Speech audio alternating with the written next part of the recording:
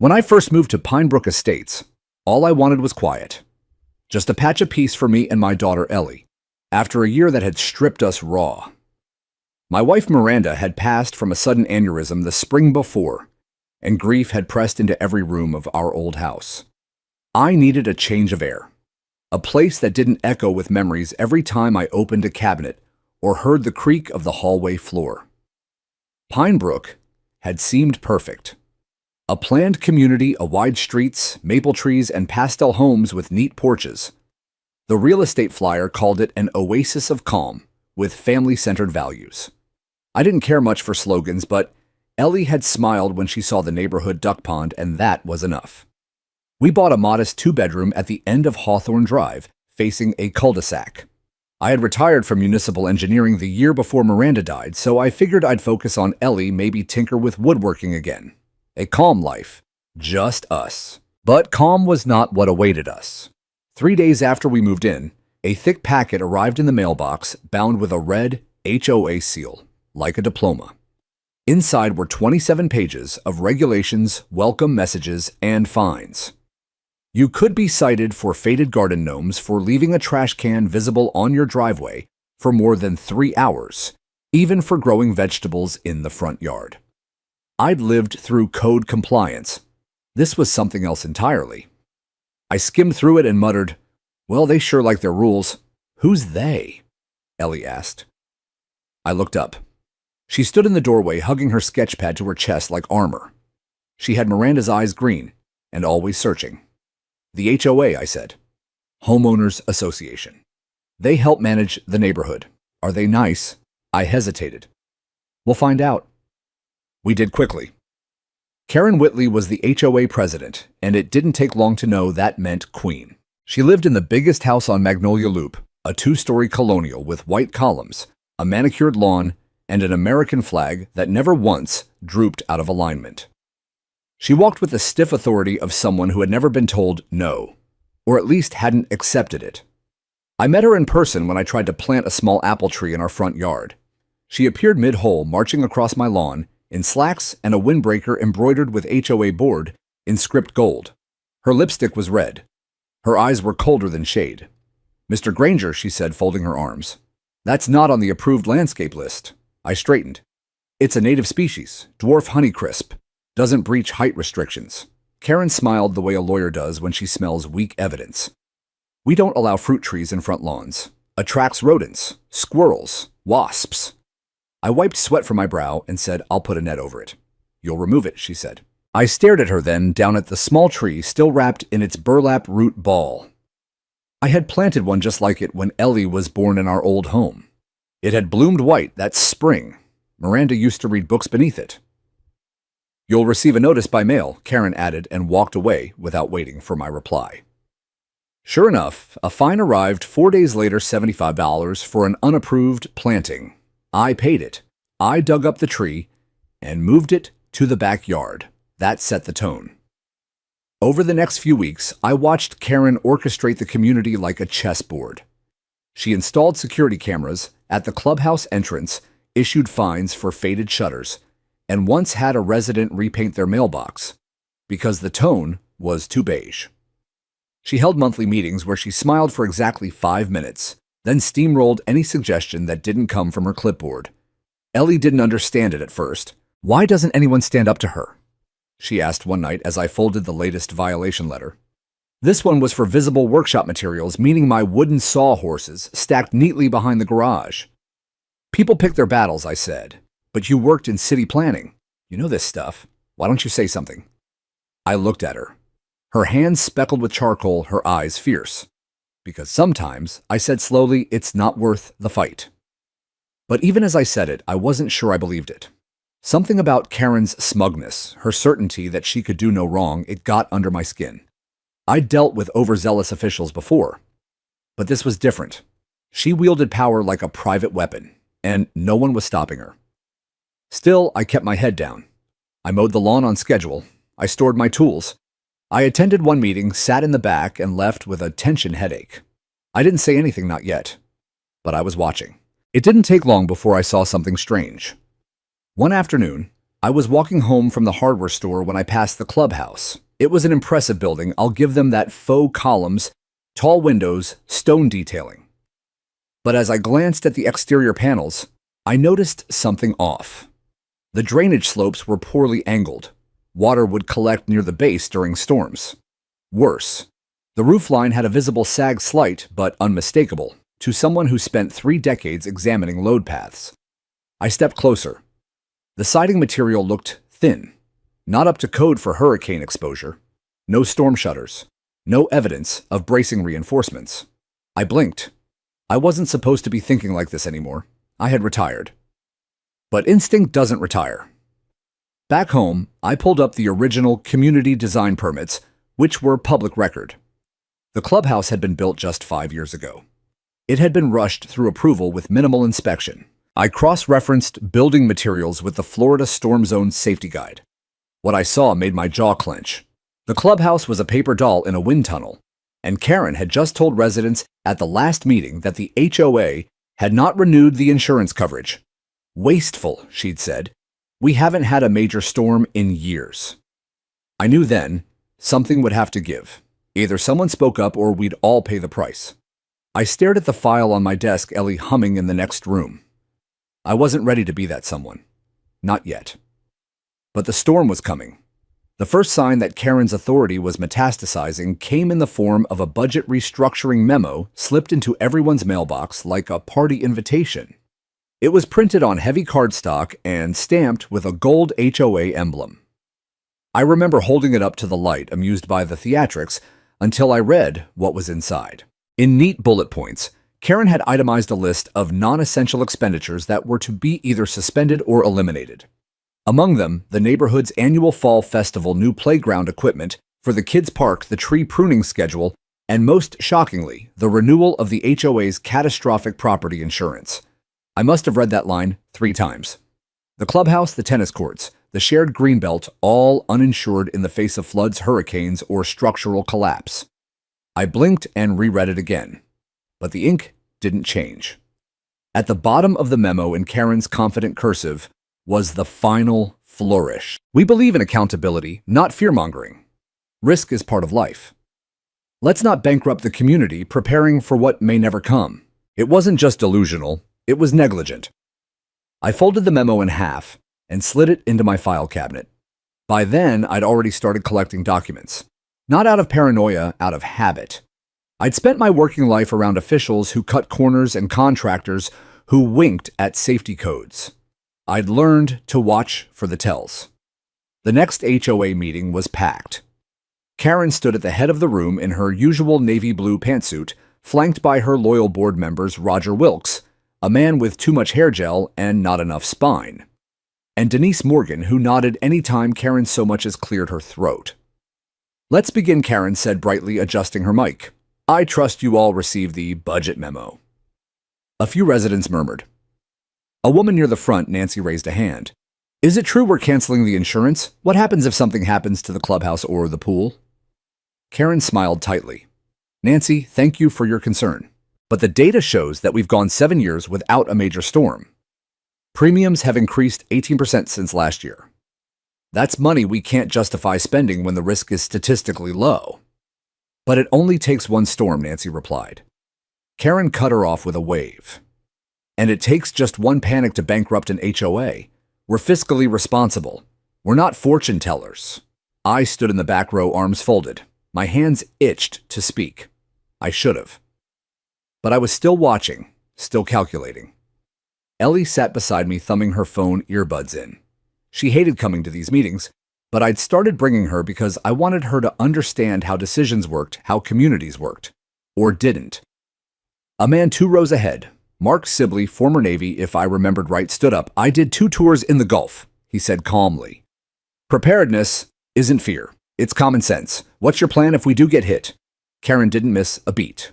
"We'll reassess based on the actual conditions at the time. But it's premature to throw money at ghosts." Murmurs now turned into groans. A woman whispered loudly, "This is insane." Karen leaned forward, voice cool and clipped. "You elected me to lead, and leadership means hard choices." She tapped her notes, then turned her gaze toward me, almost like she'd sensed the heat under my collar. Unless someone else has expertise in structural engineering, storm impact metrics, and budget modeling, I met her eyes. And for a moment, I wondered if she knew. If she'd already looked me up, found the years I spent on city safety commissions, or the small but significant role I'd played in updating building codes after Hurricane Rachel hit Tampa. But no, that wasn't Karen's way. She didn't investigate threats, she dismissed them. I stayed seated, not because I lacked the knowledge, because I knew once I spoke up there would be no walking it back. I didn't want to be that guy, the new widower, the overqualified curmudgeon who lectured everyone about support beams and FEMA codes. I'd left that life behind for a reason. Still that night, I dusted off my old files. I dug out a folder labeled Wind Load Standards Coastal Zones. I cross-referenced them with the Clubhouse's permit filings, the ones I'd quietly downloaded from the county database last week. I ran the numbers. Karen hadn't just cut the insurance. She'd also signed off on cheap construction thinner studs. No hurricane ties, no backup drainage. I sat back in my chair staring at the calculations. All it would take was a Category 2 or 3 storm coming in from the east, bringing lateral winds of 10, 130 ampere-ampa. The structure might hold barely, but any uplift would rip the roof off like paper. If rain followed, which it always did, the soaked drywall would crumble.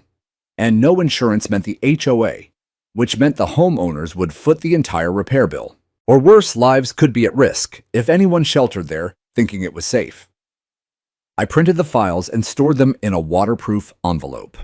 I labeled it, "In case." Just those 2 words.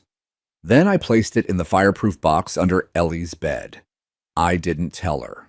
Not yet.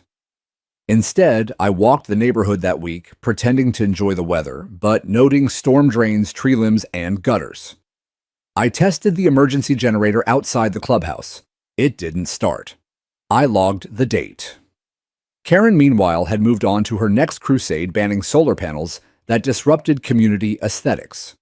A few residents had begun pushing back, whispering concerns, emailing one another. But no one wanted to make a scene. Not in Pine Brook, where image was everything. And Karen knew that. She ruled by inertia, keeping people just comfortable enough to avoid confrontation, just threatened enough to stay silent. One evening, I watched her walk across the greenbelt, clipboard in hand, passing a couple of boys tossing a football. She didn't smile. She just pointed to a patch of trampled grass and made a note. Ellie, who had come with me for the walk, shook her head. "She's not even pretending to care anymore. She doesn't have to," I said quietly. And that I realized was the real danger. Because people like Karen only lose power when someone dares to pull the curtain back and shows the others that the wizard isn't real. But for now, she was still behind the curtain barking orders, and we were all still listening. The first time I tried to speak up, I wasn't planning to. It was early June, and I had stopped by the clubhouse to pick up a community events calendar for Ellie. She'd finally started drawing again, not just sketching in grayscale, but using colors, pastels, even watercolor pencils. She wanted to enter the junior art exhibit during the Pine Brook Summer Fair. It was one of the few events Karen hadn't cut. I stepped inside the clubhouse and was met by the faint smell of lemon polish and drywall dust. The air felt strange, heavier than usual. As I moved through the main room toward the bulletin board, my footstep echoed differently. I paused. The floor sagged beneath me. It wasn't dramatic, just a subtle give like walking on a loose deck board. But in a structure this new, there shouldn't have been any movement. I crouched and pressed my palm flat against the baseboard. It was damp. I followed the moisture trail to the corner window where the seal had cracked, letting in rainwater. Rot had begun working its way into the subflooring. The molding was swollen. A musty scent hovered beneath the lemon polish. I knew that smell. And I knew what it meant. A structure compromised by water intrusion was a structure that could collapse inward if the right pressure came from above. Add high wind, and you'd have splinters before morning. I turned on my phone's flashlight and ducked down, checking the bottom of the columns flanking the room. One of them, purely decorative, had started warping at the base. Cosmetic, maybe. But it told me the building had been improperly sealed, and this place was supposed to serve as a designated storm shelter. I stood up slowly, unease bubbling in my chest. I had meant to be in and out in 5 minutes, but my instincts had dragged me into something deeper, again. Karen appeared from the hallway, stilettos clicking. "Mr. Granger," she said with a smile tight as fishing wire. "Here for the events flyer," I straightened. "Yes, and also I noticed some signs of water damage near the southern window. Looks like there's rot under the molding. Have we had it inspected recently?" Her smile didn't move. "We've had some unusually humid days," she replied. "The cleaning crew has been notified. It's not humidity," I said evenly. "It's infiltration. Likely from a failed window seal. You might also want to check the subfloor before we get more rain." She crossed her arms, clipboard in hand. "I'm sorry. Are you a contractor?" "No," I said. "I was a structural engineer for 32 years, most recently with the city of Clearwater." Something in her jaw twitched. I continued.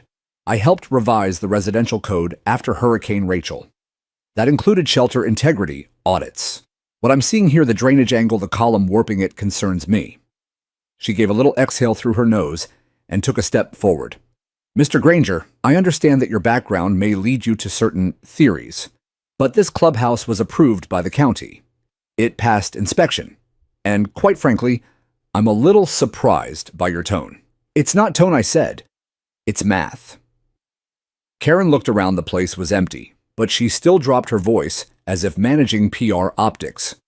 "We appreciate your concern," she said, "but the board handles maintenance evaluations, and unless you're on the board, your observations remain advisory." I wanted to snap back to ask her how many advisory warnings she'd ignored in her life, how many buildings she'd seen fold like envelopes under stress. Instead, I nodded once and walked out. Back home, I emailed the board a formal notice of concern. I included pictures marked structural points, even a link to FEMA's updated storm shelter requirements. I CC'd 2 other homeowners I'd heard murmuring at last month's meeting, Sibley and Nancy. I asked them to bring it up officially at the next gathering. Then I waited. 2 days later, I received a reply from Karen. "Thank you for your detailed thoughts, Mr. Granger. After reviewing your message with our advisory consultant, we have determined that no further action is required at this time. Our maintenance team has been instructed to touch up minor areas of cosmetic wear. We ask all residents to refrain from fear-based speculation that may create unnecessary anxiety within the community." Fear-based speculation. They were her favorite words. Not risk assessment, not preventative maintenance, just fear. But fear had nothing to do with it. Facts don't care how they feel. That weekend, I walked past the clubhouse during an afternoon drizzle and saw 2 teenagers walking out with towels and pool bags. The door closed behind them with a hollow clang. I watched the gutter overhang spill water onto the same warped corner, still unsealed. I crossed the street and approached the building again. This time, I crouched by the utility panel, shielded by a metal box mounted to the back wall. The lock was rusting. Inside were the emergency cutoff switches and the backup generator trigger. I didn't tamper. I just noted the date and the condition. Then I emailed the county anonymously. I didn't report a violation yet. I just asked whether the clubhouse had been registered in the emergency shelter registry. The reply came 2 days later. Pinebrook Estates Clubhouse is not currently listed as a certified storm shelter. So, not only had the HOA canceled insurance, they'd been allowing residents, many of them seniors, to assume the building was a fallback haven in case of evacuation failure. And Karen knew it. I printed that email too, added it to the file under Ellie's bed. At the next HOA meeting, Karen didn't bring up my email, but she did bring up rumors. "There has been some recent misinformation," she said, "regarding the integrity of our beloved clubhouse. Let me assure you, our inspections have all come back clean, and we remain a safe, thriving community." Several residents clapped. Others just glanced around, uncertain. I sat quietly, resisting the urge to raise my hand and lay it all out. But this wasn't the right crowd. Not yet. They weren't ready to believe the storm was real, not until it came knocking. And it would. The air changed first. It always does. People who've lived through serious storms will tell you that before the clouds roll in, Before the sirens scream, before anything cracks or breaks or flies, there's a stillness, a kind of false peace. The wind dies, the birds vanish, and the light goes silver. The air thickens like it's holding a secret. It was the third week of August when the weather reports began to shift from routine alerts to worried murmurs. A low-pressure system had formed in the Gulf, moving slow but gathering strength. They called it Tropical Depression Ignacio at first. By the next morning, it was Storm Ignacio. 12 hours later, it became Hurricane Ignacio, a Category 2, with warm water feeding it like oxygen. The local news began covering it nonstop. I tuned in with a sense of quiet dread. The projected path placed it just south of us, but close enough for concern. The weatherman pointed at satellite images, his voice measured but increasingly urgent. We expect significant wind shear, heavy rainfall, and potential flooding in the greater metro area. Coastal communities and low-lying regions are advised to prepare evacuation routes. That included us. Pinebrook Estates wasn't exactly beachfront, but it sat in a bowl-shaped depression with poor natural drainage and a retention pond that hadn't been dredged in years. I knew that because I'd filed a recommendation to fix it the summer before. Karen had rejected it as unnecessary. I watched Ellie sketching quietly at the kitchen table, earbuds in, unaware of the storm on the screen. I didn't want to scare her, but I also didn't want to lie. I cleared my throat. "Sweetheart, you remember how we used to do storm drills when you were little?" She looked up. "Like with the flashlight and the go bag?" "Exactly. I think it's time we checked ours." Her eyes narrowed slightly. "Is this about that hurricane?" "It's just a precaution." I smiled, but behind that smile, something in my gut began to stir. A sense of returning to a world I'd left behind, where timelines meant survival and hesitation had cost. That night, I checked the emergency box under her bed. Everything was intact. Flashlights, backup phone charger, water bottles, ponchos, canned food. I had a battery-powered weather radio and a wrench to shut off the gas if needed. What I didn't have was reassurance, because I knew the neighborhood wasn't ready, and neither was the clubhouse. The next morning, Karen released a statement on the HOA forum. "Dear residents, we are aware of the projected storm path for Hurricane Ignacio. At this time, forecasts show minimal direct impact to our area. The HOA advises residents to secure any outdoor furniture and remain calm. There is no cause for alarm. The clubhouse will be open for residents needing access to shelter just in case."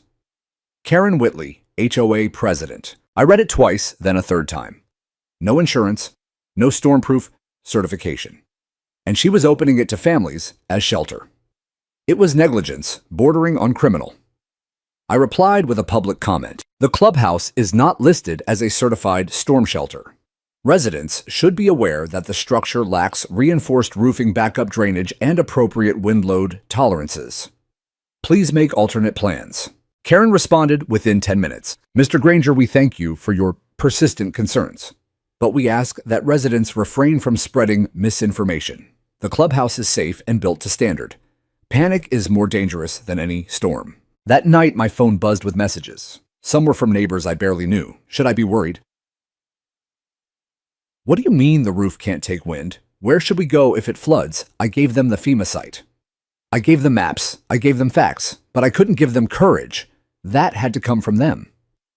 Ellie and I packed 2 overnight bags and stored them in the car. I filled the tank and double-checked the weather updates. Ignacio had now curved slightly east. Not a direct hit, but close enough to worry. Wind speeds at landfall were estimated at 95 to 110 mph. At the emergency meeting Karen scheduled last minute, I showed up late, standing in the back. The room was crowded, humid from too many bodies, packed into too small a space. Karen stood at the front, arms raised like a preacher. "Ignacio has shifted," she declared. "We are not in the primary path. This is a tropical inconvenience, not an emergency." Several clapped. Others didn't. A man with a toddler on his hip asked, "But what about shelter? What if it floods?" Karen gestured behind her. "This building was designed to handle more than what's coming. Let's not lose our heads over a drizzle." That's when I stepped forward. I didn't shout. I didn't wave documents. I simply said, "This building doesn't meet hurricane shelter codes. I checked with the county. Silence. Karen turned toward me, the room following. She cocked her head. Mr. Granger, if you wish to continue fear-mongering, perhaps you should do it from your own driveway. I will, I said, because it's safer than this place. I turned and walked out. I didn't wait for applause. There was none. But I knew a few people followed. That evening, I drove Ellie to her friend's house, 2 neighborhoods over a brick ranch-style home, on higher ground owned by a woman named Lydia, who had invited us weeks ago if ever a storm came. She wasn't part of any HOA, just a decent human being. We stayed up that night listening to the wind. At 1:24 a.m., the lights flickered once and died. Then came the freight train sound of wind, long, low, and furious. I checked my phone. The radar showed Ignacio's eye just brushing the coast. Sustained winds. 98 I thought of the clubhouse. Thought of the warped corner, the cracked seal, the rot underfoot. I didn't sleep. And in the morning, my phone lit up with 27 notifications. Photos, videos. The Pinebrook clubhouse shattered. Roof gone. Walls split. Water gushing through buckled drywall. The crown jewel of Karen's kingdom flattened like a cheap tent. And for once, the air smelled not of storm, but of reckoning. They say storms have no memory, that they rage, destroy, and leave indifferent to who stood in their path. But I remember everything. The wind was what I noticed first, not the speed, but the tone. I'd heard wind howl before, but this was something different. A deep groaning roar that didn't stop. It sounded like a living thing dragging itself across the rooftops, angry and relentless. Ignacio wasn't just passing by. It was pushing into us with full force, ripping at everything not bolted down. The house we sheltered in Lydia's held strong. Her husband had reinforced the roof trusses and retrofitted hurricane clips years ago. I'd helped him with the permit applications back when Miranda was still alive. Funny how the small things you do without thinking come back to shelter you years later. Ellie sat beside me on the floor in the hallway, curled into a blanket with her sketchpad gripped like a security blanket. Her eyes were wide but quiet. She hadn't said much since we left our house. She didn't need to. Her silence was the voice of instinct. Something in her knew this wasn't just rain. At 2:07 a.m., the emergency alert screamed through our phones. Severe wind gusts exceeding 100 mph. Flash flood warnings in effect. Seek higher ground. The power blinked, flickered, then died. I turned on the weather radio. The updates were chaotic, multiple feeder bands, infrastructure failure across parts of the city. Reports of street flooding, downed transformers, tree collapse. At 2:41 a.m., a text came through. It was from Mark Sibley, the Navy vet from Pinebrook. Clubhouse roof's gone. Front wall too. People inside screaming. Fire truck can't reach us yet. Tree blocked the road. Help. I stared at the screen, heart pounding. I knew people would go there. Families, seniors, parents with babies, because they believed the clubhouse was safe. Because Karen told them it was. I stood up. "What are you doing?" Ellie asked, eyes wide. "I need to check on something," I said, grabbing my boots. "You're not going out in that." I paused. The wind howled against the window like a warning. "No," I said. "But I can call in something more powerful than me." I pulled up my contacts and called in a favor. An old friend, Paul Dietz, a fire captain with city jurisdiction. We hadn't spoken in 2 years. But when I said the words collapsed, clubhouse families, trapped Pinebrook estates, he didn't hesitate. "I've got 2 crews rerouting now," he said. "You better be right." I said and hung up. At 3:15 a.m., Mark texted again. "Water's pouring through, ceiling falling, kids crying. Karen's freaking out. This is bad, man." My chest tightened. Another neighbor messaged next. "Nancy, didn't listen to you. I'm sorry. It's a nightmare in here." I clenched my fists and looked out into the darkness. The storm didn't let up until after 4 a.m., and even then, the wind dropped in steps, not suddenly, like a beast reluctantly backing away. By dawn, the world outside looked like it had been scraped by God's fingernails. Shingles littered the lawns, trees bent at unnatural angles, mailboxes missing, gutters dangled like pulled teeth. Pinebrook looked like a postcard from a war zone. But nothing was as devastating as the image I saw at 7:18 a.m. Someone had posted a drone shot on the community forum. The clubhouse was gone. Not damaged, gone. The entire roof had torn off and landed yards away, crushed and splintered. One side wall had collapsed inward. The swimming pool was filled with branches, debris, and what looked like shards of ceiling tile. Emergency vehicles clustered along the outer roads. Yellow caution tape lined the perimeter. And in the middle of it all, standing in the rubble, was Karen. Her blue blazer soaked, her hair matted, her clipboard shattered at her feet. Someone had captured her expression mid-yell. Her mouth open, one hand clutching the air like it owed her something. But no one was listening. Not anymore. I loaded Ellie into the truck and we returned home. Our house had taken damage, a window broken, a section of fence missing, but the structure was sound. I'd reinforced it years ago just in case. We walked through it quietly, checking for leaks, inspecting drywall. Ellie pulled the blinds and stood staring at the empty street. "This was supposed to be home," she said softly. "It still is," I replied, "but maybe now it gets to be a better one." At 10 a.m., the HOA board released a statement. It read like a legal disclaimer. "We are assessing the damages incurred by Hurricane Ignacio. We appreciate the bravery of emergency responders. The clubhouse sustained catastrophic loss. We are working with local authorities to determine the next steps. At this time, we ask residents not to speculate or share unverified claims regarding the structure or previous insurance discussions. Let's come together in unity during this time of recovery." It didn't mention that the clubhouse was uninsured. It didn't mention that Karen had encouraged people to seek shelter there. And it sure as hell didn't mention the warnings I'd given. But the silence was louder than any admission. Residents started replying with photos, screenshots, comments. One person shared the video from the HOA meeting where I'd been shut down. Another posted the FEMA link showing the clubhouse had never been certified. By noon, the comment thread was over 200 strong.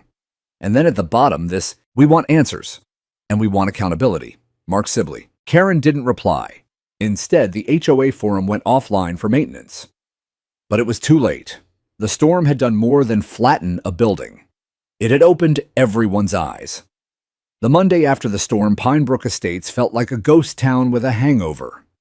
People wandered the streets in loose knots, dragging trash bags, duct taping shutters back into place, or silently sweeping debris into piles that would never be quite small enough.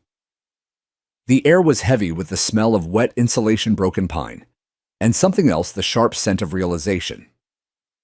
Karen Whitley didn't show her face for 48 hours. Rumor had it she was holed up in her house with no power and no Wi-Fi, yelling at board members and swearing this was all a smear campaign orchestrated by doomsayers.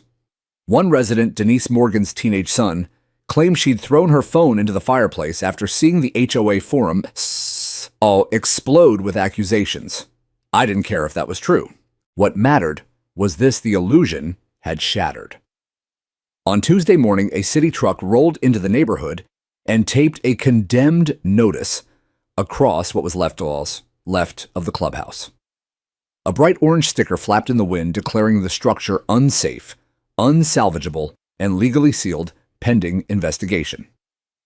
By mid-afternoon, the press had picked up the story. The headline ran, "HOA shelters residents.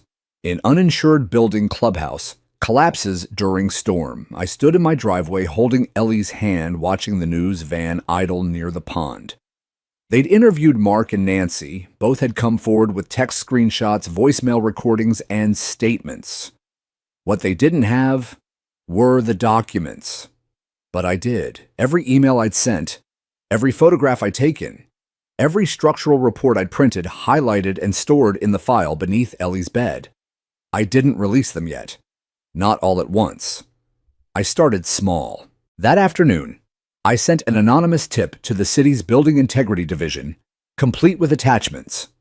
Then I forwarded the same package to the mayor's office, not because I expected a swift miracle, but because I knew the system. I'd worked in it long enough to know where the real weight lived: paper trails and public pressure, and now both were building. By Wednesday, I received a knock on the door. It wasn't Karen. It was two men in pressed shirts and clipboards from the city's risk assessment office. Mr. Granger, the taller one, said, "We understand you may have first-hand knowledge of Pinebrook's construction history and the HOA's insurance status. I nodded, stepped aside, and invited them in. I laid the file on the dining table like it was a weapon, because it was.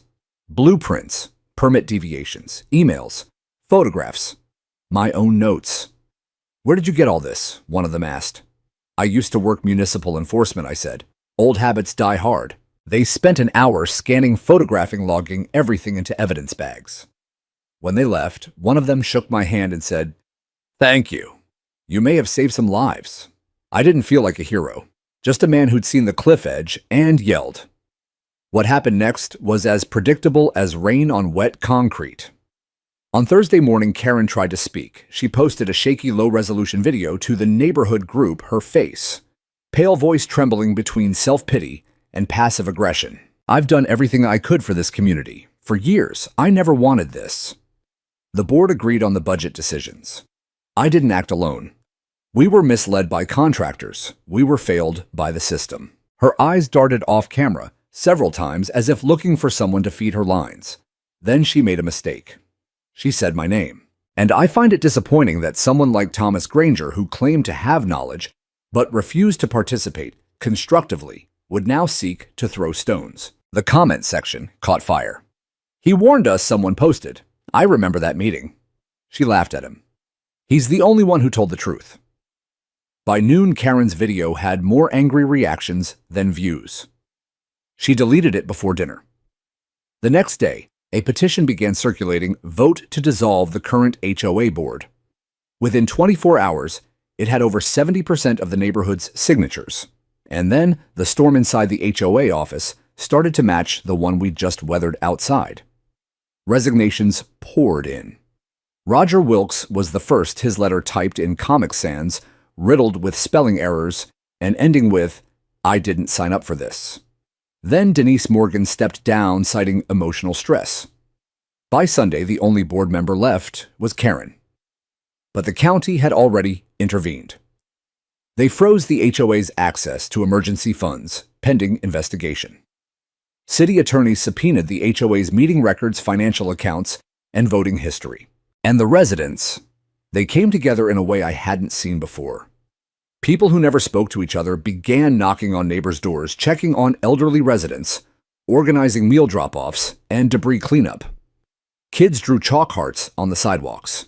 Teens used wagons to deliver supplies to homes still without power.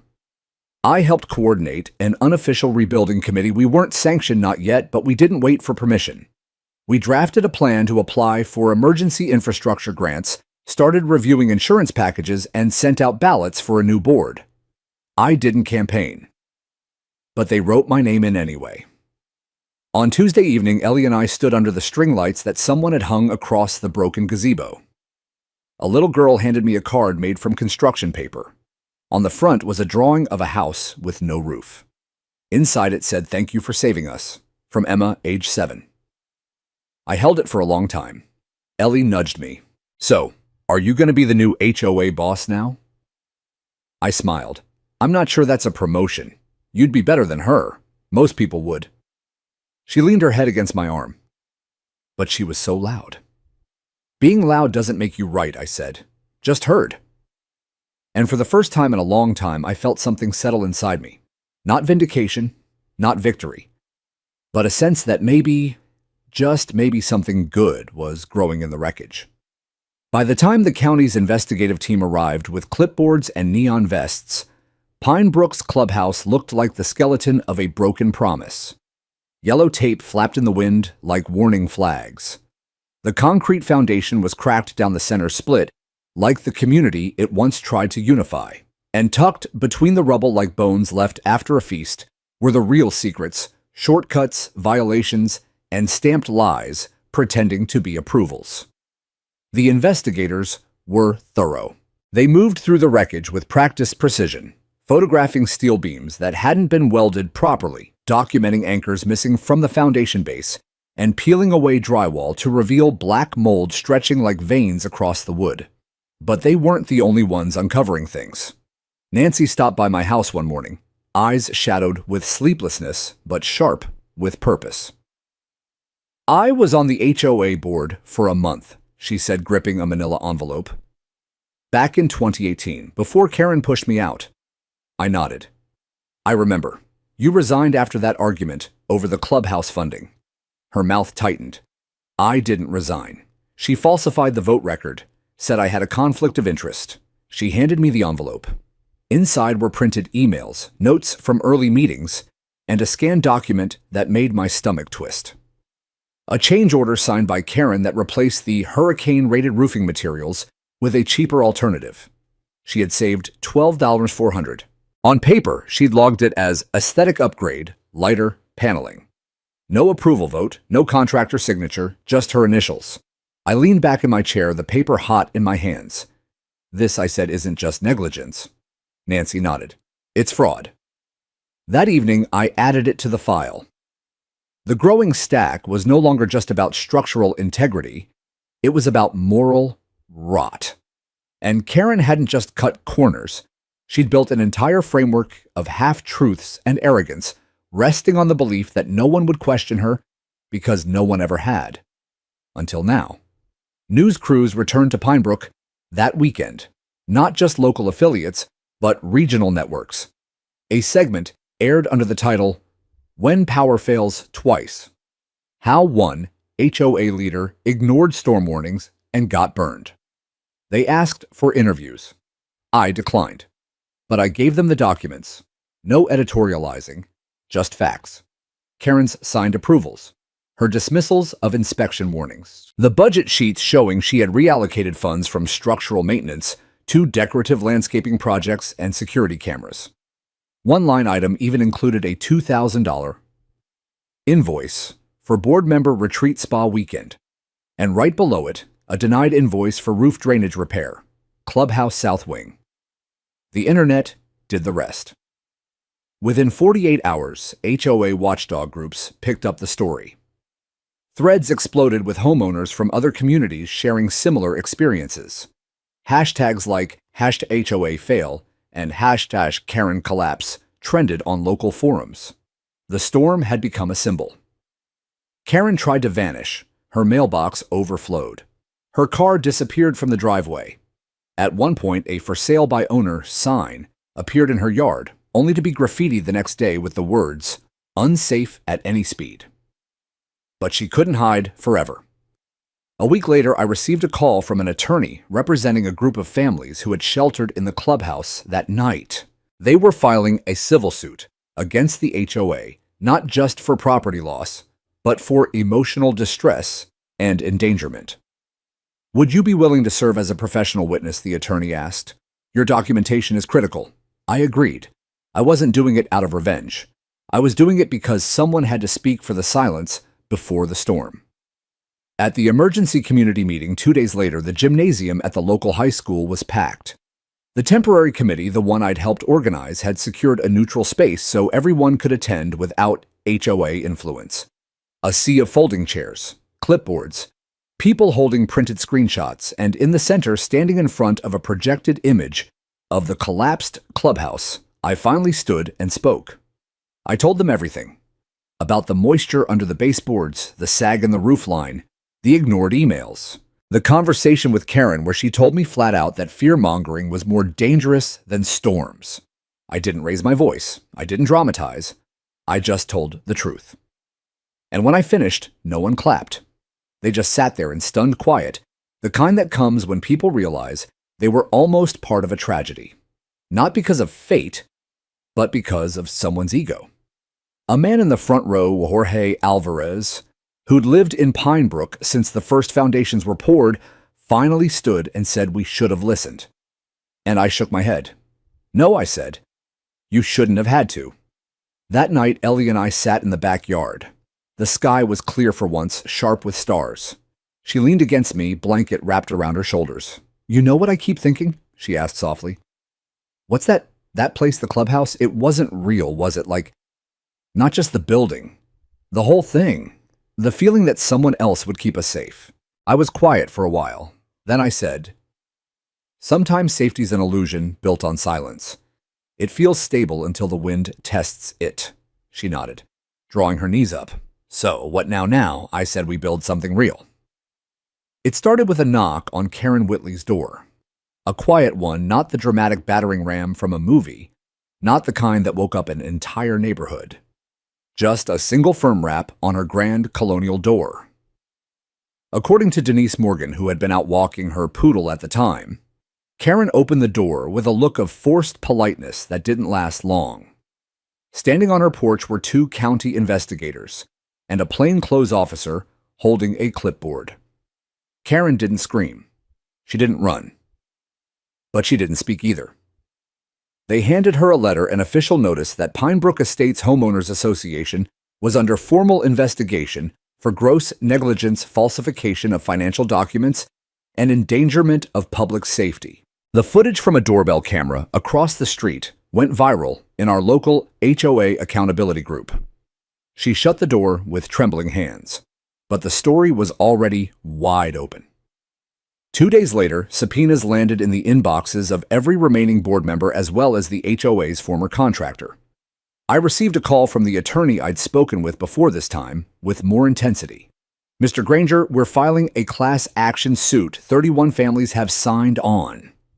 I blinked. 31. Yes. They all sheltered in the clubhouse during Ignacio. They all saw what happened, and they all want the same thing now, someone held accountable. I wasn't surprised. What did surprise me was the second call from a state representative's office. A young assistant named Mariah spoke with a rehearsed but passionate tone. "Sir, your documentation was forwarded to our office by the mayor's team. There's potential here for a legislative push on HOA reform statewide. Would you be willing to testify before the Housing Subcommittee next month?" I rubbed my eyes. "You want me to go to the Capitol? We want you to be heard." It was surreal. I'd retired thinking I was done influencing policy. I'd left behind the committee rooms and late-night planning boards. But suddenly, my quiet warnings had become the catalyst for something much louder, a reckoning. Meanwhile, Pinebrook was transforming faster than anyone expected. The temporary HOA Oversight Committee I helped found had become the de facto leadership. We weren't paid, we weren't elected, and we didn't want to be kings. But we listened. We answered questions. We got things moving. Mark Sibley led the rebuilding safety inspections. Nancy organized support groups for families who'd lost property. Teenagers formed a volunteer corps to help clean out flooded garages and throw away moldy drywall. And me, I became something I hadn't been in years, a steady voice that people turned to. Not because I yelled or grandstood, but because I had warned them when it counted. Still, the legal process was messy. Karen's attorney claimed she was the victim of a politically motivated witch hunt, alleging that volunteers made the best decisions they could under pressure. But that argument fell apart when the plaintiff's lawyers displayed the emails, the ones Nancy had preserved, the ones I'd printed and logged, showing Karen's personal edits to the clubhouse construction specs. The jury, when it eventually convened, didn't even need the entire week. They deliberated for 4 hours. Karen was found liable for intentional misrepresentation of safety compliance misuse of HOA funds and endangerment. The verdict didn't come with handcuffs, but it came with something nearly as heavy as civil judgment for $2.3 million. Her assets were frozen. Her home listed for auction. She left Pinebrook in the middle of the night, a moving van, no forwarding address, just silence where a crown used to sit. But that wasn't the end. The legal firestorm she ignited had reached far beyond our community. News outlets continued to cover the fallout. The phrase Pinebrook precedent began to surface in policy discussions. Suddenly, other HOA boards around the state were scrambling to review their own records. Inspectors were being called in. Residents were asking questions they never dared ask before. And me, I found myself sitting in a suit and tie in a marble room facing a panel of lawmakers. I cleared my throat and spoke into the microphone. "My name is Thomas Granger. I'm a retired structural engineer, a father, and a resident of Pinebrook Estates. I'm here because a clubhouse collapsed. But what really fell that night wasn't just a building. It was the illusion that silence keeps us safe." I paused, scanning the room. They were listening. What allowed that failure was unchecked authority, hidden paperwork, and a culture of obedience disguised as neighborliness. We were told not to question, not to speak. And when we finally did, It was too late for some. I closed the folder in front of me. I'm not here to abolish HOAs, but I'm asking you to give us tools, transparency requirements, safety audits, resident voting rights, whistleblower protections. Because if Pine Brook can fall, any place can. That night, I flew home and found Ellie waiting on the porch. "How'd it go?" she asked, sipping iced tea, like she'd grown 5 years older in 5 months. "I don't know," I said. But I said what needed saying. She grinned. "You're trending on Twitter, #HOA hero." I laughed. God help us. Over the next weeks, Pine Brook voted to formally dissolve its old HOA and rebuild under a new resident-elected charter with open books and term limits. I didn't run for president, but they asked me to chair the Safety and Infrastructure Committee. I said yes, because rebuilding isn't just about concrete. It's about culture. It's about trust. And sometimes it starts with one man standing in the back of a room refusing to be quiet anymore. There's a sound to silence when an empire falls. It doesn't crash like you'd expect it settles. A hush falls over the place where control once ruled, where voices used to be silenced by bureaucracy and polite intimidation. When Karen left Pine Brook, she didn't slam the door behind her. She didn't leave a letter or a final email. No goodbye posts, no exit interview. She simply vanished. But the residue of her reign lingered. We found it in old ledgers, handwritten notations of budget reallocations for projects that had never existed. Fence beautification south lot, $1,800. Gone. Emergency disaster preparedness supplies, listed approved and unpurchased. Boxes of unopened safety vests, bought in bulk, but never distributed, filled a storage closet, while residents believed they were safe. Paper records of anonymous violations targeting certain families, mostly renter seniors or anyone who'd ever publicly questioned Karen's decisions. It was never just about power. It was about narrative. Karen had crafted a world where HOA meant authority, not service, where people obeyed to avoid being shamed. And without her voice cracking the whip, that spell broke, rapidly. The final meeting of the original HOA board was short. Held in a neutral facility, the community library, under county supervision, it was more funeral than meeting. A folding table, 3 people, and a stack of documents that would dissolve the board. I sat in the back, not to gloat, but to witness it. The lawyer overseeing the process read the motion, effective immediately, Pine Brook Estates Homeowners Association, as governed by the 2016 charter, is hereby dissolved. All operational responsibilities are transferred to the interim resident council until formal elections are held. No one clapped. They just stood, nodded, and left quietly. Afterward, I walked home slowly, passing the husk of the clubhouse, now completely fenced off with steel barriers and "do not enter" signs. A crane had been scheduled to remove the last of the debris. It wasn't salvageable, just like Karen's legacy. In the weeks that followed, something remarkable happened. Without the looming presence of enforcement letters, people started reclaiming their homes, not physically, but emotionally. I saw porch swings go up, bright blue planters on previously regulation beige patios. A couple painted their front door sunshine yellow, and no one said a word. Children played in the greenbelt without being shushed.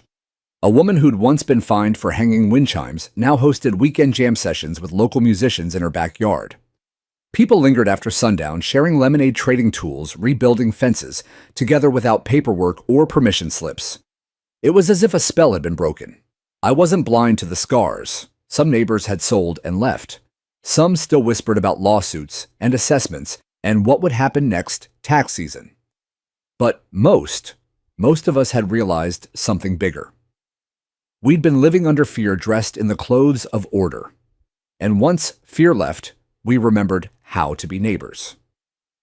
One afternoon, while reviewing potential contractors for repairing the clubhouse lot, we had voted to transform it into a community garden and gathering pavilion. I found a letter in my mailbox.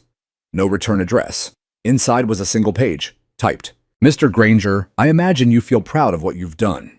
You've destroyed years of work and trust over one weather event. Leadership requires making unpopular decisions. You turned your neighbors against each other. But don't worry. I'm moving on. Some communities still value strength, K. No signature, no apology. Just the final hiss of a snake slithering off stage. I read it once, then set it aside. I didn't need to keep it. Her voice, once so omnipresent in our lives, now rang hollow, a ghost echoing through an empty auditorium. Later that week, Ellie and I attended the dedication of the new garden site. Neighbors had gathered on what remained of the Clubhouse foundation, cleared and leveled. Volunteers planted rows of sunflowers, tomatoes, squash, and herbs. Children pressed their handprints in freshly laid concrete stepping stones. A plaque was unveiled, "From Collapse to Community," built by Pinebrook for Pinebrook. Nancy, now the elected president of the new resident council, handed me a shovel.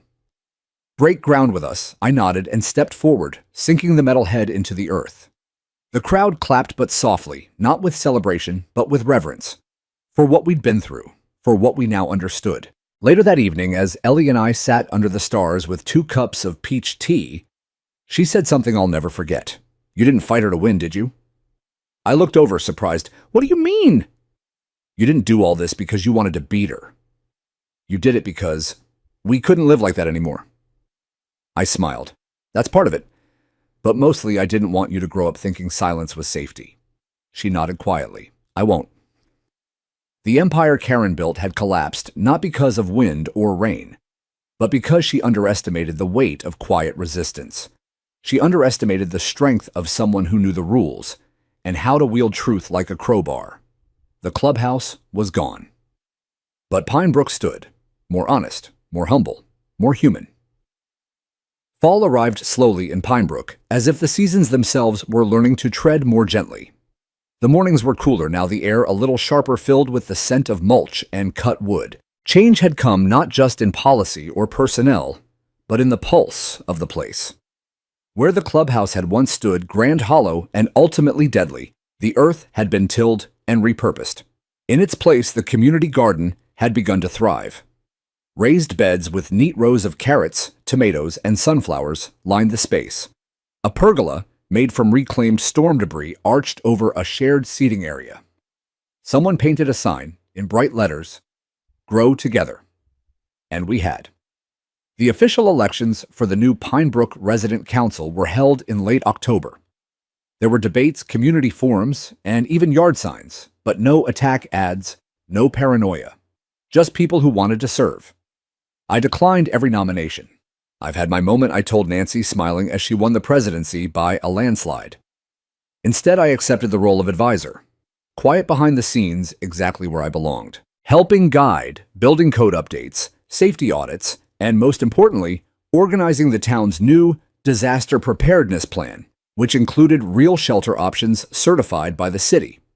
That document bore my name. So did the grant proposal that brought in city funding for a permanent emergency facility to be built next year, a collaboration between residents and municipal agencies. This time, the roof would hold. Karen's shadow lingered for a while.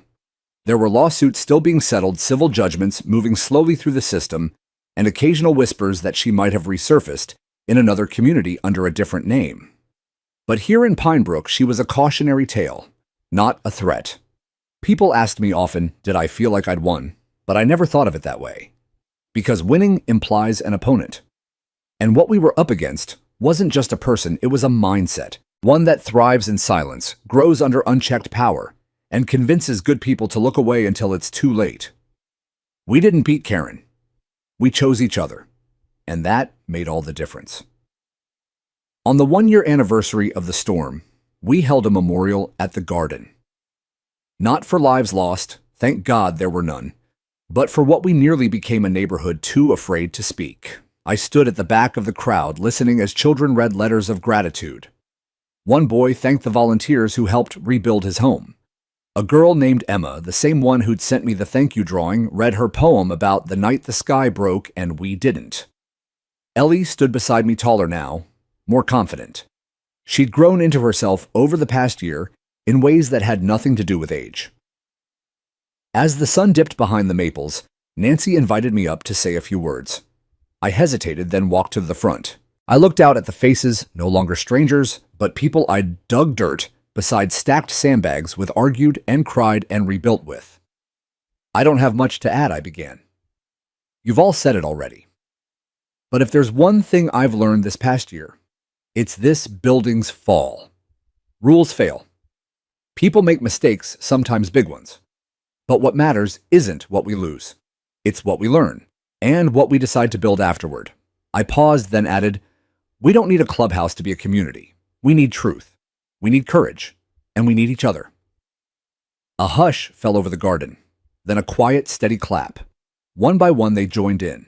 Not for me, for us. Later that night, Ellie and I sat on the porch under a soft blanket, sipping cocoa. You ever think about leaving? She asked. I shook my head.